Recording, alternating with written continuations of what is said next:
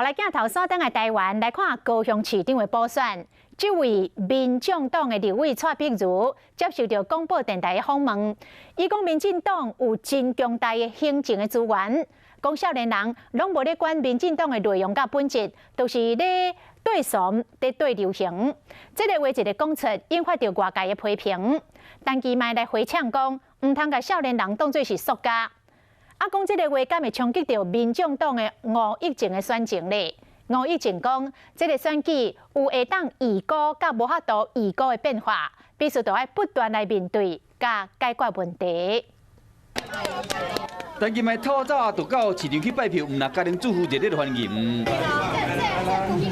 少年人嘛，赶紧摕手机出来翕相。民进党青年支持度真悬，也不过民众党的立委蔡碧如接受广播专访时，你经体讲，20几岁的少年人就是爱对流行，引起外界批评。但今卖是认为唔能选前选后两种态度。不要把年轻人当塑胶了，选举的时候要年轻人的选票，那选后就觉得说年轻人又爱跟风，那我觉得这样对另外一位竞争的对手，我想这样不太好。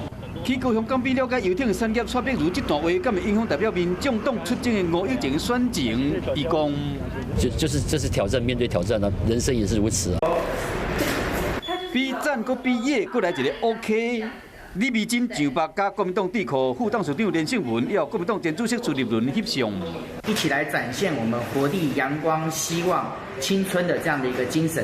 宣传相片，国民党党内大咖有收听，吴益政就是和这个民众党立委誓言去相调，选战是愈来愈激烈，政治人物的言行举止拢真够互人放大来检视。